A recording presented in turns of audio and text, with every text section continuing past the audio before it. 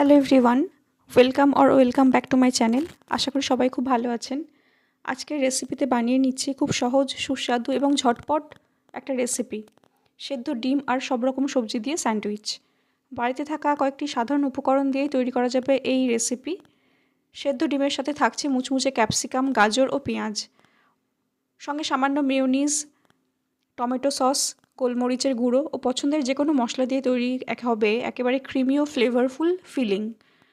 Toast করা পাউরুটির সঙ্গে এই ডিম সবজির ফিলিংয়ের কম্বিনেশন সত্যিই দারুণ।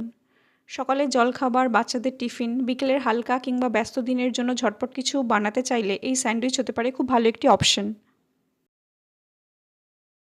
তো চলুন দেখা যাক আমি এখানে কী কী ইনগ্রিডিয়েন্টস নিচ্ছি। পাউরুটি লাগছে 4 থেকে 6 পিস, সেদ্ধ ডিম, গাজর, ক্যাপসিকাম, পেঁয়াজ, মেয়োনিজ, টমেটো কেচাপ, গোলমরিচের গুঁড়ো, লবণ, চিলি ফ্লেক্স, অরিগ্যানো, বাটার, একটু রসুন কুচি আর লঙ্কা কুচি। এবার প্রথমে আমি গ্যাস অন করে কড়াই বসিয়ে দিয়েছি এবং তার মধ্যে সামান্য পরিমাণ তেল দিয়ে একটু রসুন কুচি, লঙ্কা কুচি আর সব রকম সবজি, একটু নুন দিয়ে হালকা ভাজা ভাজা করে নেব।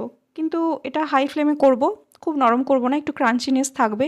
তার মধ্যে একটু অরিগ্যানো, চিলি ফ্লেক্স, লবণ আর কেচাপ দিয়ে সব কিছু ভালো করে মিশিয়ে নিয়েছি। এবার এদিকে একটা সেদ্ধ ডিম আমি ভালো করে কাঁটা চামচ দিয়ে এরকমভাবে স্মল টুকরো করে নিচ্ছি এবং তার মধ্যে যে সবজিগুলো আগে থেকে আমি সটে করে রেখেছিলাম সেগুলো এর মধ্যে দিয়ে একটা ক্রিমি ফিলিং বানিয়ে নেব। এবার সব রকম উপকরণ একসাথে মিশিয়ে পাউরুটির ওপর সুন্দর করে ছড়িয়ে দিন। ওপরে আরেকটা পাউরুটি দিয়ে হালকা বাটারে টোস্ট করে নিলেই তৈরি হয়ে যাবে আমাদের crispy egg and veggie sandwich. ভিডিওটি ভালো লাগলে লাইক, কমেন্ট আর শেয়ার করতে ভুলবেন না। এমন আরও সহজ ও মজার রেসিপি পেতে চ্যানেলটি সাবস্ক্রাইব করে পাশে থাকা বেল আইকনটি প্রেস করে রাখবেন।